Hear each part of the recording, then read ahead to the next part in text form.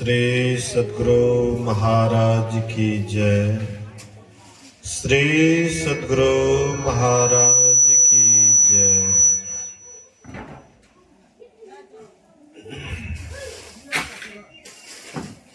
अखंड मंडलाकारं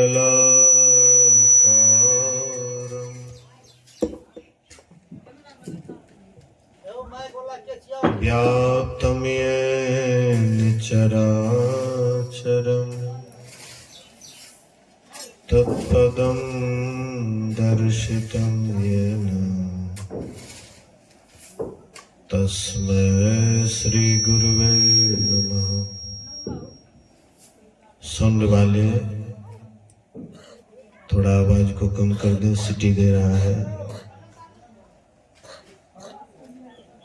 अखंड मंडलाकारं व्याप्तं येन चराचरं तत्पदं दर्शितं येन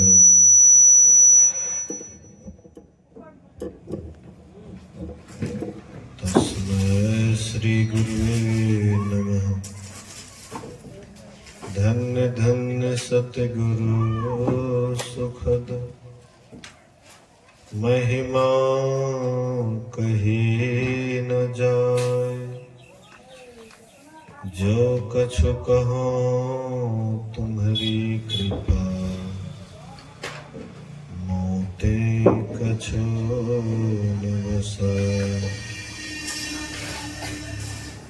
सर्वत्र सर्वदा वर्तमान सद्गुरु महाराज जी के पावन चरणों में कोटि कोटि नमन। उपस्थित गुरुजन, धर्म प्रेमी सत्संगी बंधुओं, पूजनीय माताओं तथा भक्तिमती बहनों, बच्चे के मुंडन के शुभ अवसर पर संतमत सत्संग का आयोजन किया गया है। अभी हम लोग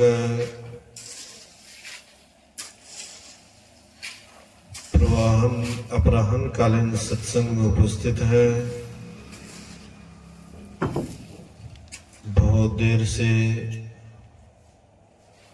हम लोग भजन सुन रहे थे। इसके बाद श्री रामायण जी का पाठ हुआ। पाठ में हम लोगों ने सुना सुजन समाज सकल गुण खाने करो प्रणाम सप्रेम सुबानी।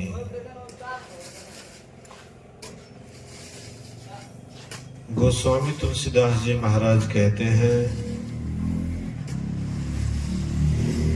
मैं सुजन समाज को प्रणाम करता हूँ। सुजन समाज किसको कहते हैं? सो मतलब सुंदर, जन मतलब आदमी, सुंदर आदमी। तो सुंदर आदमी हम लोग किसको कहते हैं? अक्सर लोग सुंदर आदमी उसको कहते हैं जो जिसका रंग रूप सुंदर है, देखने में अच्छा लगता है। प्रायः लोग उसको सुंदर आदमी कहते हैं। लेकिन अगर हम मां सबरी को देखें तो वह देखने में कुरूपनी थी, देखने में सुंदरी नहीं थी। राम भगवान उसको कहते सुंदरी है तुम। राम भगवान सबरी को सुंदरी कहते हैं। इससे स्पष्ट होता है कोई रंग रूप में अगर सुंदर है तो इससे वह सुंदर है ऐसी बात नहीं है। रंग रूप में चाहे सुंदर हो या असुंदर, लेकिन जिनके अंदर में ईश्वर भक्ति का संस्कार है, ईश्वर भक्ति करते हैं, परमात्मा की भक्ति करते हैं, वह नीच से नीच भी ऊंच कहलाता है। एक एक व्यक्ति नीच कुल में जन्म लिए, लेकिन परमात्मा की भक्ति की तो वह ऊंच हो गए। नाभादास जाति के डोम थे, लेकिन वह नाभादास इतने बड़े महात्मा हुए कि जिसको संत गोस्वामी तुलसीदास भी जिनके सामने में नतमस्तक हुए। नाभादास जी महाराज एक बार वे अपने यहाँ भंडारा करवा रहे थे, बहुत बड़ा भंडारा था। बहुत साधु महात्माओं को निमंत्रण दिए और गोस्वामी तुलसीदास के पास स्वयं गए निमंत्रण देने के लिए कि मेरे यहाँ भंडारा है। निमंत्रण देने के लिए गए। गोस्वामी तुलसीदास उस समय में गुफा में बैठे हुए थे, ध्यान कर रहे थे। तो उनका शिष्य था बाहर में। तो नाभादास कहते हैं कि तुम्हारे गुरुदेव कहाँ हैं? बोले कि अभी गुफा में ध्यान कर रहे हैं। तो जाकर के कह दो कि नाभादास आए हुए हैं, उनके यहाँ भंडारा है, निमंत्रण देने के लिए आए हैं। तो उनका शिष्य जाता है और कहता है कि नाभादास आए हुए हैं निमंत्रण देने के लिए, इसलिए चलिए। तो गोस्वामी तुलसीदास कहते हैं अपने शिष्य से कि जाकर के कह दो अभी हम नहीं गुफा से निकल सकते हैं, अभी हम ध्यान करते हैं। तो उनका शिष्य आया और कहता है कि गुरु महाराज अभी ध्यान करते हैं, गुफा से नहीं निकलेंगे। तो नाभादास कहते जब निकलेंगे तभी उनसे भेंट करके जाऊंगा, हाँ तब तक मैं यहीं पर इंतजार करता हूँ। गुफा के मुंह के पास वे कुछ देर तक बैठे रहे। गोस्वामी तुलसीदास कुछ देर के बाद उसको जो पेशाब का तलब लगता है तब वे बाहर निकलते हैं। बाहर निकले तो देखते हैं नाभादास बैठे हुए हैं। कहते हैं कि कहिए कैसे आना हुआ? तो नाभादास कहते हैं कि हमने तुमको बुलाया तो तुम नहीं आया, मेरे बुलाने पर तुम नहीं आया, लेकिन तुमको पेशाब का तलब लगा तब तुम आया। मतलब तुम्हारे पेशाब के भी बराबर हमारा महत्व नहीं है। हमारा जो महत्व है तुम्हारे लघुशंका के बराबर भी नहीं है। कहते नहीं नहीं महाराज गलती हो गई, कहिए कैसे आना हुआ? कहते हैं मेरे यहाँ फलाने दिन भंडारा है और उसमें सब साधु महात्मा आ रहे हैं, तुमको भी निमंत्रण देने के लिए आए हैं। बोले कि ठीक है महाराज, मैं निश्चित वहां जाऊंगा। तो जिस दिन भंडारा था साधु महात्मा लोग आए हुए थे, सबको पत्तल पड़ गया था, भोजन भी परोसा गया था। तब तक में उधर से गोस्वामी तुलसीदास आते हैं। तो नाभादास कहते हैं कि आप विलंब से आए, मेरे पास जितने भी पत्तल था सब पत्तल वितरण हो गया, अब मेरे पास पत्तल है ही नहीं, तो हम आपको खिलाएंगे कैसे?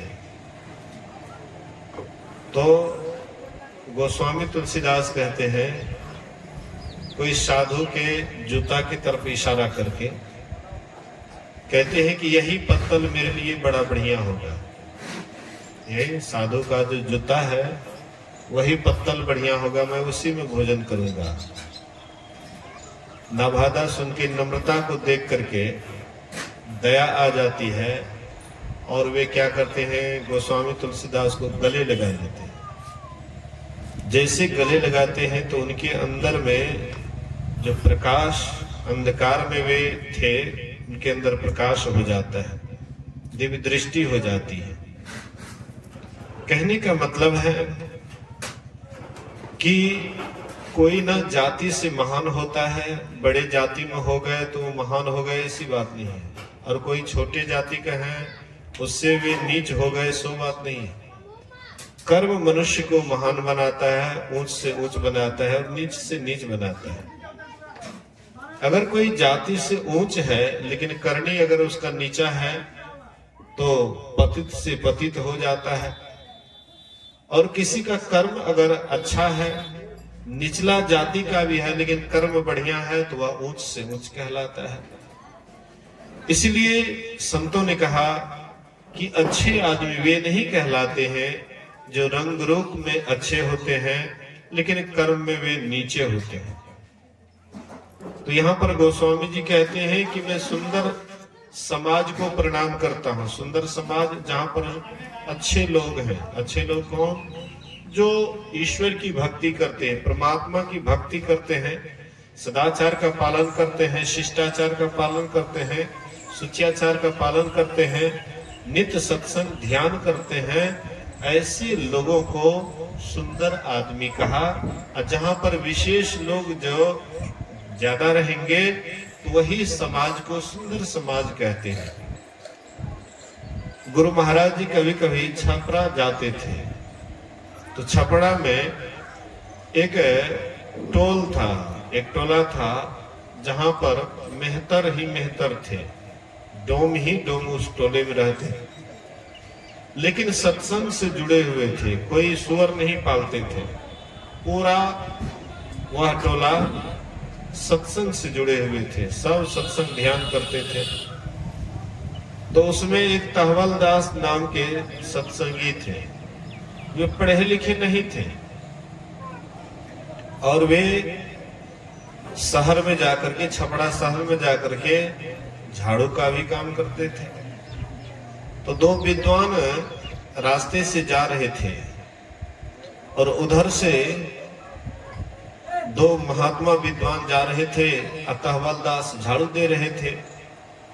तो झाड़ू देने के क्रम में झाड़ू रख देते हैं और दूर से ही प्रणाम करते हैं महात्मा जी को।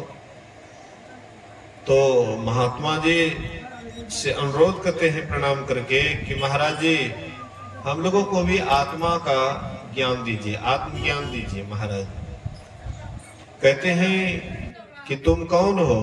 कहते महाराज नहीं देख रहे हैं हम कौन हैं? हमारे हाथ में झाड़ू है, ये भी कहने वाली बात है कि हम कौन हैं। आप तो देख ही रहे हैं हम कौन हैं। तो क्या तुम्हारे अंदर भी आत्मज्ञान की जिज्ञासा है? बोले कि हाँ महाराज। क्या तुमने आत्मा के संबंध में कभी सुना है? बोले हमारे गुरु महाराज कभी कभी आते हैं टोला मोहल्ला में, एक खपड़ेल का सत्संग मंदिर बना हुआ है, उसमें आते हैं और कभी कभी आत्मा के संबंध में बतलाते हैं। महाराज अगर आप समझाइएगा तो मैं जरूर समझ सकता हूँ। तो वे महात्मा कहते हैं कि देखो, अभी मैं विदेश जा रहा हूँ, मेरे पास उतना वक्त नहीं है, लेकिन मैं जब विदेश से लौटूंगा तो तुम लोगों के जैसे, हाँ, तुम लोगों के व्यक्ति के बीच में भी हम आत्मज्ञान का प्रचार करेंगे। मैं नहीं जान पाया कि तुम लोगों के जैसे व्यक्ति भी आत्मज्ञान के खोजी हैं। मतलब जिनके अंदर में ईश्वर भक्ति के प्रति श्रद्धा होता है, विश्वास होता है, परमात्मा की तरफ जिसका लगन होता है, परमात्मा की भक्ति करते हैं, ऐसे व्यक्ति को, ऐसे समाज को सुंदर समाज कहते हैं। और ऐसे समाज को गोस्वामी तुलसीदास जी महाराज कहते हैं मैं प्रणाम करता हूँ। सुजन समाज सकल गुण खानी। ऐसे जो समाज है सभी गुणों की खानी है।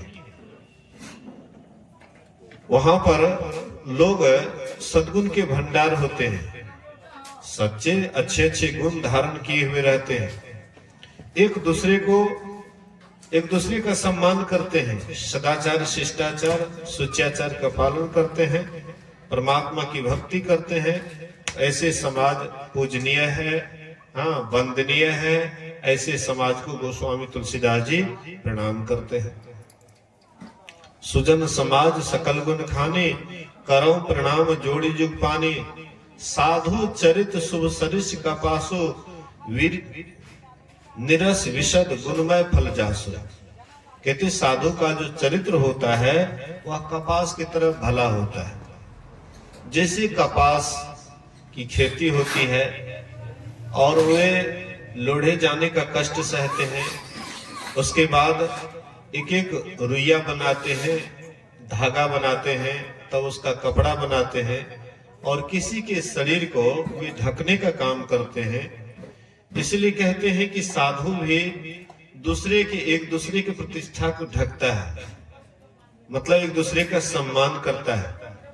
तो ऐसे जो साधु होते हैं वही संसार में वंदनीय होते हैं, पूजनीय होते हैं। फिर गोस्वामी तुलसीदास जी महाराज कहते हैं, राम भगति जहाँ सुरसरी धारा, सरसई ब्रह्म विचार प्रचारा। राम की जो भक्ति है वह गंगा जी की धारा है। हम लोग गंगा जी की धारा अगर जाते होंगे भागलपुर, सुल्तानगंज वगैरह, तो वहां पर गंगा जी की धारा है। तो वो गंगा जी की जो धारा है, जो वहां जाएंगे वही स्नान कर पाएंगे। और वहां जिस गंगा जी की बात हो रही है, उस गंगा जी में शरीर की सफाई हो सकती है, शरीर पवित्र हो सकता है। लेकिन हमारे अंदर में जो मन है, तो ये मन की सफाई वह गंगा जी में नहीं हो सकता है। लोग जाते हैं गंगा स्नान करने के लिए, मन में विश्वास होता है कि हम जितना भी पाप किए हैं गंगा जी में स्नान करने के बाद सब पाप धुल जाएगा, ऐसा लोग विश्वास करते हैं। लेकिन महापुरुषों ने कहा कि केवल गंगा स्नान से अगर मनुष्य का पाप धुल जाए तो लोग तो बराबर जाते हैं गंगा स्नान करने के लिए, तो क्या उसका पाप धुल जाता है? महाभारत में युधिष्ठिर जी महाराज बड़े धर्मात्मा थे, बहुत पुण्य करते थे, रोज रोज हजारों हजार ब्राह्मणों को खिलाते थे, बहुत तीर्थ व्रत करते थे, बहुत नियम करते थे, बहुत त्योहार करते थे। तो क्या युधिष्ठिर जी महाराज एक झूठ बोले तो उस पाप से बच गए क्या? वो गंगा स्नान नहीं किए थे, लेकिन एक बार झूठ बोले महाभारत के युद्ध में, तो उनको भी नरक देखना पड़ा। इसीलिए हम जो भी गलती करते हैं, जो भी पाप होता है हमसे, तो गंगा स्नान करने से भी पाप धुलता नहीं है। पाप तो पड़ा ही रहता है। हाँ, शरीर का मैल दूर होता है, शरीर पवित्र होता है, लेकिन मन पवित्र होता है सत्संग में। हम सत्संग में जाते हैं, संतों के विचार को सुनते हैं, भगवंत के चरित्रों को सुनते हैं, यही है गंगा जी की धारा। इसमें जो मनोयोग पूर्वक डुबकी लगाते हैं उनको 4 फलों की प्राप्ति होती है, अर्थ, धर्म, काम और मोक्ष। शरीर रहते हुए 4 फलों की प्राप्ति करते हैं। अर्थ, धर्म, अर्थ मतलब एक अर्थ होता है, एक धन संपत्ति, बाहरी संपत्ति होता है, जिसको हम लोग इस आंख से देखते हैं, बढ़िया सुंदर मकान बनाते हैं, सारा ऐश आराम का सामान होता है, तो ये धन तो सब आदमी देखते हैं। लेकिन भीतर में एक धन और भी है, जो धन मिलने के बाद आपको एक अजीब शांति मिलती है, अजीब चैन मिलता है। आपका जीवन इतना शांत हो जाता है, इतना स्थिर हो जाता है, अंदर में लगता है कि हमको सब कुछ मिल गया। इसलिए एक एक ऋषि मुनि को देखे होंगे कि रहने के लिए घर नहीं है, लेकिन बड़े अमन चैन से रहते हैं। हम लोगों के पास में सारी व्यवस्था है और फिर भी हम बेचैन रहते हैं, एक बार भी अमन चैन से नहीं रह पाते हैं। मकान में रहते हैं, सुंदर मकान में रहते हैं, लेकिन फिर भी अंदर से बेचैन रहते हैं। इसलिए महापुरुषों ने कहा कि अंदर की संपत्ति अगर आपको मिल जाए तो फिर आप जहां भी रहेंगे, चाहे मकान में रहें या झोपड़ी में रहें या बिना घर के रहें, आप जहां भी रहेंगे बड़े आनंद से रहेंगे। लेकिन वह अमन चैन कहाँ मिलेगा? अंदर के धन से। अंदर का धन अर्थात परमात्मा की भक्ति। सत्संग ध्यान करेंगे, ईश्वर की भक्ति करेंगे, आपको ऐसी शांति मिलेगी जहां से आपका मन एक बार भी हटने का नाम नहीं लेगा। इसलिए कहते हैं गोस्वामी तुलसीदास जी, राम की जो भक्ति है वह गंगा जी की धारा है। ब्रह्म विचार का प्रचार सरस्वती की धारा है। ब्रह्म विचार, ईश्वर परमात्मा के स्वरूप का वर्णन। परमात्मा क्या है? हम लोग बहुत ऐसे संप्रदाय हैं, मजहब हैं, जिसमें भगवान की भक्ति तो करते हैं लेकिन ईश्वर स्वरूप के संबंध में नहीं बताया जाता है। परमात्मा क्या है, भगवान क्या है, परमात्मा क्या, उनका स्वरूप क्या है, उनके संबंध में हम नहीं जानते। केवल रूप को जानते हैं लेकिन स्वरूप को नहीं जानते। हम आप अभी देख रहे हैं, मैं आपको देख रहा हूं, आप लोग हमको देख रहे हैं, तो ये हमारे शरीर को देख रहे हैं, हम आपके शरीर को देख रहे हैं। शरीर को देखने से शरीरी का ज्ञान नहीं होता है। तो शरीर में शरीरी कैसा है, जब तक हम सत्संग नहीं करेंगे, जब तक हम ग्रंथों को नहीं पढ़ेंगे, उनके रहस्य को बढ़िया से नहीं जानेंगे, तो स्वरूप का ज्ञान नहीं होगा। और स्वरूप का ज्ञान जाने बिना अगर हम भक्ति करते हैं तो वह भक्ति ऐसे ही है जैसे हम यात्रा करना प्रारंभ कर दिए हैं, लेकिन पहुंचना कहाँ है इनके संबंध में हमको जानकारी नहीं है। तो केवल हम चलते रहेंगे लेकिन कभी रास्ता पूरा नहीं होगा। तो संत महापुरुष कहते हैं कि कहीं यात्रा करने से पहले वह मंजिल का ठीक ठीक पता ले लेना चाहिए, पता जान जाना चाहिए। तो संतवत सत्संग में आपको बतलाया जाता है कि वह परमात्मा कैसा है, उनको पाने के लिए रास्ता क्या है, और वह सबके बाहर नहीं सबके भीतर में है। तो वह ईश्वर का स्वरूप सबसे पहले जानना है। गोस्वामी तुलसीदास जी महाराज, बोलिए श्री सद्गुरु। किताब बंद कर दी। गोस्वामी तुलसीदास जी महाराज स्वरूप के संबंध में कहते हैं बिनु पग चले सुने बिनु काना, कर बिनु कर्म करे विधि नाना, आनंद रहित सकल रस भोगे, बिन बानी बक्ता बढ़ जोगे, तन बिनु परस नयन बिनु देखा, ग्रह घ्राण बिनु बास असेखा, असी सब भांति अलौकिक करनी, महिमा जासु जाय नहीं वर्णी। कहते हैं वह जो राम है, परमात्मा है, वह अलौकिक है। इस आंख से उसको देखा नहीं जाता। लौकिक शरीर को, जो साधारण शरीर है पांच तत्व का, इस आंख से देख सकते हैं, लेकिन अलौकिक शरीर इस आंख से उसको नहीं देख सकते हैं। दिव्य शरीर को इस आंख से नहीं देख सकते हैं। अर्जुन भगवान कृष्ण के विराट रूप को देखे थे लेकिन इस आंख से नहीं देखे थे। उनको दिव्य दृष्टि मिला था। दिव्य दृष्टि से तब अर्जुन भगवान के विराट रूप का दर्शन किए, दिव्य रूप का दर्शन किए।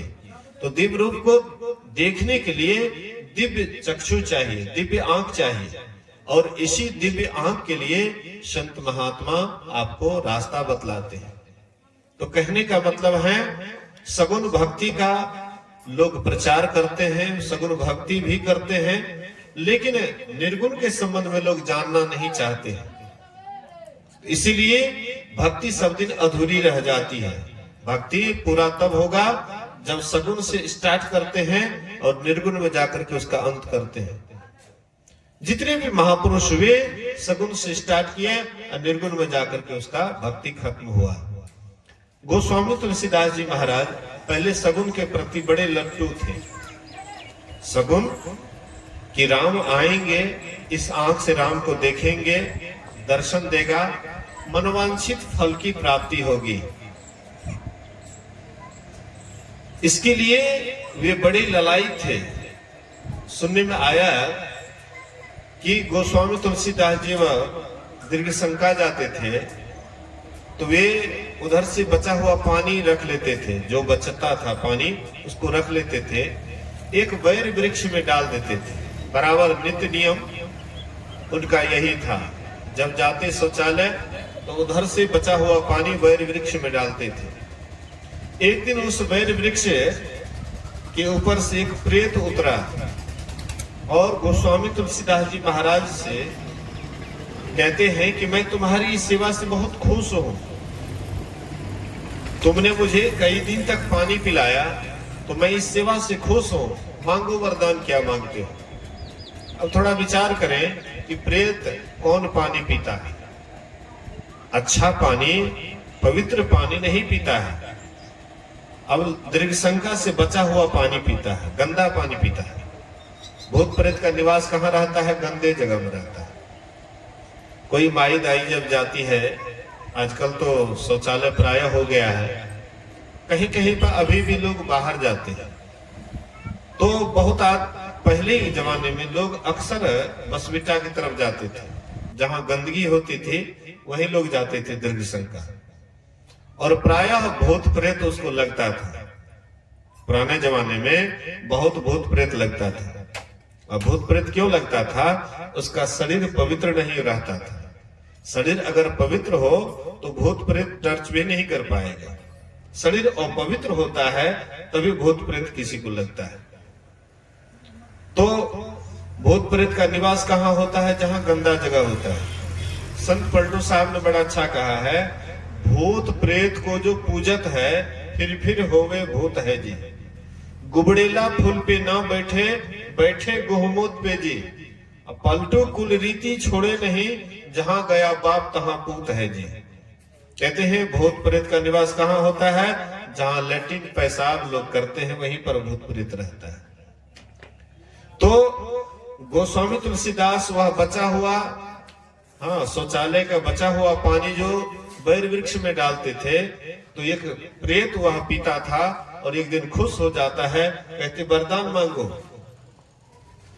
मैं तुम्हारी सेवा से खुश हूं।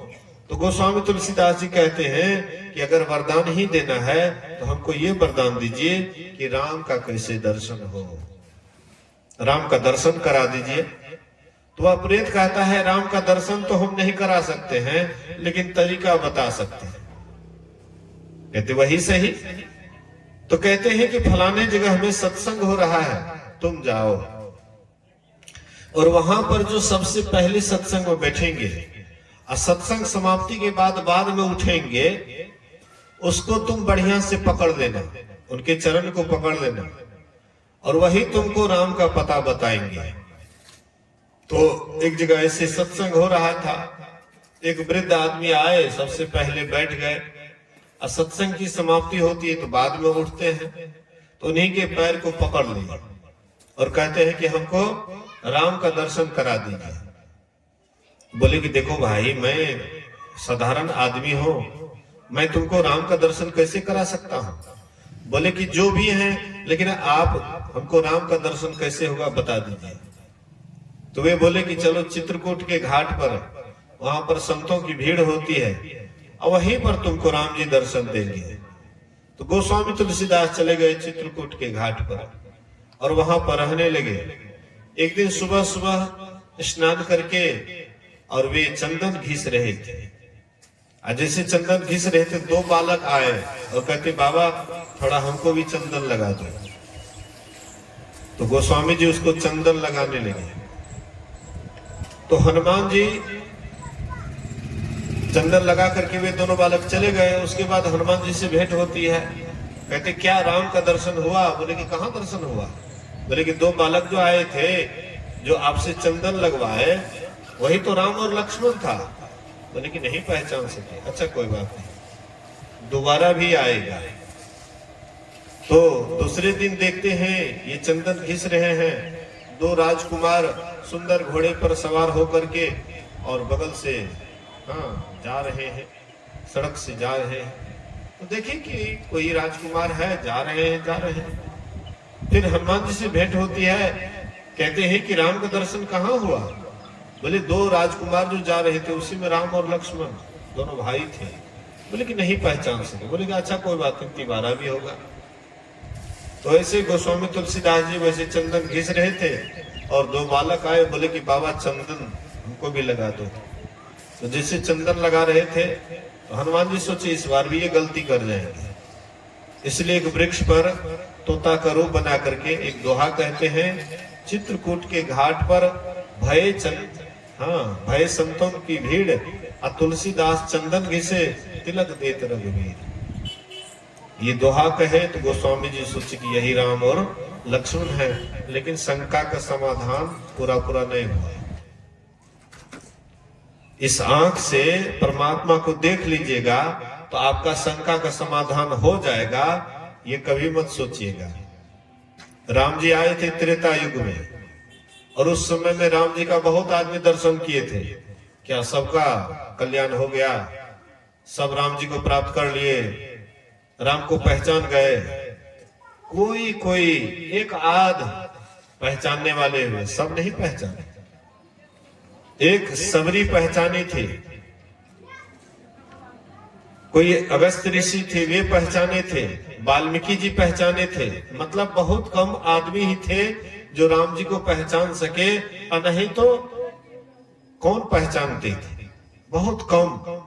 इसीलिए महापुरुष कहते हैं कि सगुण रूप में जब संत आते हैं, भगवंत आते हैं, तो लोग पहचान नहीं सकते हैं, क्योंकि कभी कभी ऐसी लीला करते हैं जिसको देख करके उनको मोह हो जाता है। राम जी जब लंका में थे और मेघनाथ के द्वारा नागपाश में बांधा गया, और गरुड़ जी आए नागपाश से छुड़ाने के लिए, तो गरुड़ जी सोचते हैं, कहते हैं कि परमात्मा के अवतार हैं, और देखते साधारण मनुष्य की तरह नागपाश से बंधे हुए हैं, बेहोश हैं, क्या यही राम है? शंका हो गया। शंका हो गया तो गए यहां से। रास्ते में नारद बाबा से भेंट होती है, शंका वाली बात बोले कि इसका इलाज मेरे पास नहीं है। ब्रह्मा जी के पास गए, शंकर जी के पास गए, बोले कि तुम चले जाओ काकभूषुंडी के पास, वहीं पर तुम्हारे शंका का समाधान होगा। तो काकभूषुंडी जी बहुत दिनों तक सत्संग सुनाए गरुड़ जी को, तब उनके शंका का समाधान हुआ। बहु काल करे सत्संगा, तब हो ही संशय ब्रह्मंगा। तो राम को जानना कोई साधारण बात नहीं है। राम को जानने के लिए राम के स्वरूप को जानना अत्यावश्यक है, तभी हम राम को जान सकते हैं। गोस्वामी तुलसीदास जी कहते हैं, यही ते मैं हरि ज्ञान गवायो, पर हरि हृदय कमल रघुनाथ है, बाहर फिरत विकल भय धायो। कहते इसी तरह से मैं हरि के ज्ञान को गवा दिया। हमारे हृदय रूपी कमल में ही राम जी निवास कर रहे थे, लेकिन मैं राम जी को बाहर ढूंढ रहा था। जैसे कस्तूरी मृगा के अंदर में नाभि में रहता है, लेकिन वह मृगा झाड़ पात में सूंघते रहता है कि ये कस्तूरी का सुगंध कहां से आता है। कस्तूरी कुंडल वसे मृग ढूंढे बनमाहे, ऐसे घट में पीव है दुनिया जानी नहीं। इसी तरह से परमात्मा घट घट में समाया हुआ है, लेकिन संसार उसको जान नहीं पाता है। कैसे जानेंगे? जब तक सत्संग नहीं करेंगे, संतों के पास नहीं जाएंगे, उनके ज्ञान को नहीं सुनेंगे करेंगे, तो वह राम को कभी जान सकते हैं? नहीं जान सकते। इसलिए महापुरुष कहते हैं, हाँ, राम भक्ति जहाँ सुर सरिधारा, सरसई ब्रह्म विचार प्रचारा, विधि निषेध में कलिमल हरने, कर्म कथा रविनंदनी बरने। कर्तव्य अकर्तव्य कर्म कथा का जहाँ प्रचार होता है, तो वही यमुना जी की धारा है। 3 धाराएं बहते रहता है संतमत सत्संग से। संतमत से मतलब जितने संत महापुरुष है, उनका जो मत है, विचार है, उसी मत से ये त्रिवेणी संगम बहता है। तो जैसे संतमत सत्संग में त्रिवेणी संगम बहते रहता है, हाँ, तीनों नदियों का मिलन होता है, ऐसे भीतर में भी जब गुरु युक्ति से आप ध्यान करिएगा, साधना करिएगा, तो अंदर में भी ये तीनों का संगम होता है, त्रिवेणी संगम होता है। ये त्रिवेणी संगम गुरु महाराज जी कहते हैं, गंग जमुन सरस्वती संगम पर संध्या करु नित भाई। अभी शाम का समय हो रहा है। इस शाम के समय में जितने भी ऋषि मुनि हैं सबके सब संध्या करते हैं। संध्या संधि शब्द से बना है, जोड़ शब्द से बना है। दो का जब मिलन होता है, आपस में जोड़ होता है, उसी को संधि कहते हैं। संधि शब्द से संध्या बना है। तो अभी जो है रात और दिन का मिलन है, दोनों का मिलन वाला समय है। इसी समय में ऋषि मुनि संध्या करते हैं। फिर जब सुबह, जब रात का अंत होता है, दिन का शुरुआत होता है, तो दोनों के जोड़ को, संधि को संध्या कहते हैं। उस समय में भी संध्या करते हैं। पूर्वाहन और अपराहन का जो मिलन स्थान है, दोपहर का समय, उस समय में भी ऋषि मुनि संध्या करते हैं। हम आपके भीतर में भी दो का मिलन होता है। असली संध्या अंदर में होता है। ये जो आंख से एक धाराएं निकलती हैं, इसका नाम है गंगा। दूसरी आंख से जो धाराएं निकलती हैं, उसका नाम है जमुना। और दोनों का जब मिलन होता है तो वहां पर हो जाता है तीसरी धारा प्रवाहित होती है, जिसको कहते हैं सरस्वती। तो दोनों धाराओं का मिलन जैसे होता है तो सरस्वती की गहराई बुझाता है। इसलिए गंग जमुन सरस्वती संगम पर संध्या करो मित भाई, दृष्टि युगल कर अंगुल द्वादश पर दृढ़ थिर धरु ठहराई, प्राण स्पंदन बंद हो जाए, मनहु तजई चंचलाई, अनुभव से अनुरूप ब्रह्म संग सहज ही सुरत मिलाई, सुखदायिनी ध्वनि सहज गायत्री होतम सुनहु समाई। ध्वन्यात्मक गायत्री ध्याना जो जन करई सदाई, में ही तासु ताप सब नासे, मुक्ति दिशा सु जाई। वह मुक्ति की ओर जाता है, मोक्ष की ओर जाता है, जो अंदर में डुबकी लगाता है। भीतर में गंगा जमुना सरस्वती त्रिवेणी के अंदर जो डुबकी लगाता है, वह परम पवित्र हो जाता है और वही परमात्मा को पाते हैं। बाद बाकी जो संसार में भटकने वाले हैं, आप ऐसा मत सोचिए कि हम सत्संग में चले गए तो हमको मुक्ति मिल जाएगी। हम भगत करते हैं, हम अठजाम करते हैं, हम ये करते हैं, हम वो करते हैं, हमको मोक्ष मिल जाएगा। ऐसे बाहर में भटकने में, कहीं भी कुछ भी कर रहे हैं बाहर में, तो बाहर भटकन से कभी आपको मोक्ष नहीं मिलेगा। मोक्ष मिलेगा अंदर में डुबकी लगाने पर। और अंदर में डुबकी लगाने के लिए ध्यान सबसे मूल विषय है। ध्यान नहीं करिएगा, अंदर में डुबकी नहीं लगा सकते हैं। और नहीं अंदर में डुबकी लगाइएगा तो परमात्मा आपके अंदर रहते हुए भी आप कभी भी उनको नहीं पा सकते हैं। हरदम प्रभु रहे संग, कबहु भव दुख न टरे। हर हमेशा परमात्मा हमारे अंदर में रहते हैं। फिर क्यों रोते हैं, क्यों बिलखते हैं, क्यों आंख से आंसू बहाते हैं, क्यों हाय हाय करते हैं, क्यों दीन होते हैं, क्यों दुखी हो रहे हैं, जबकि परमात्मा आपके भीतर में है। अब फिर भी हम दीन दुखी हो रहे हैं, फिर भी हम परेशान हो रहे हैं। कारण है उनको हम जानते नहीं। हमारे घर के अंदर में बहुत संपत्ति है, हम नहीं जानते हैं तो कंगाल बन करके रहते हैं। बोलिए श्री सद्गुरु महाराज की जय। एक छोटी सी कहानी सुन लीजिए, उसके बाद कुछ भजन होगा, उसके बाद आरती की ओर चलेंगे। बोलिए प्रेम से श्री सद्गुरु महाराज की जय। एक सेठ जी का अंतिम समय हो गया, मरणासन अवस्था में चले गए। तो सेठ जी सोचे कि मेरे पास अभी बच्चा नादान है, छोटा है, अब कहीं मैं मर जाऊंगा तो लोग हमारे धन संपत्ति को हड़प लेंगे। डाकू बेईमान हमारे धन को लूट लेंगे।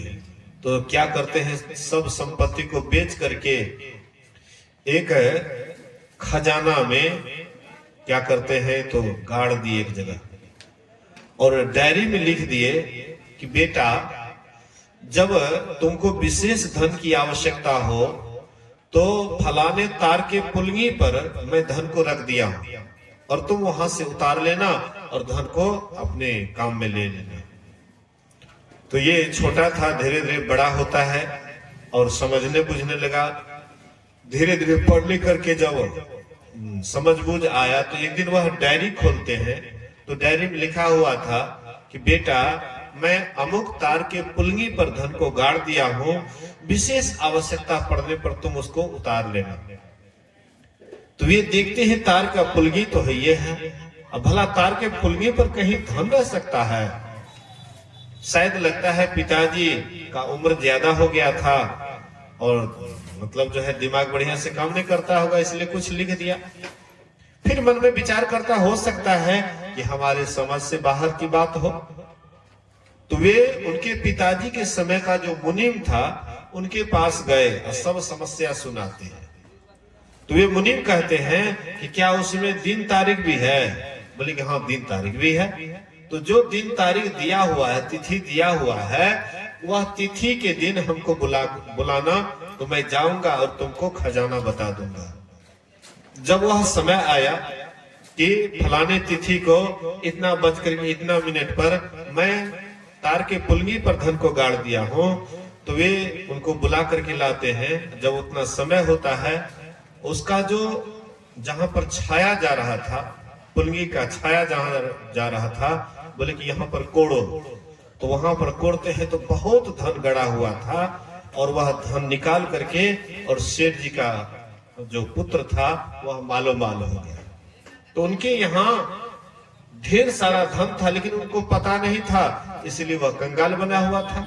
और जब वह धन का खजाना मिल गया तो वह मालो माल हो गया।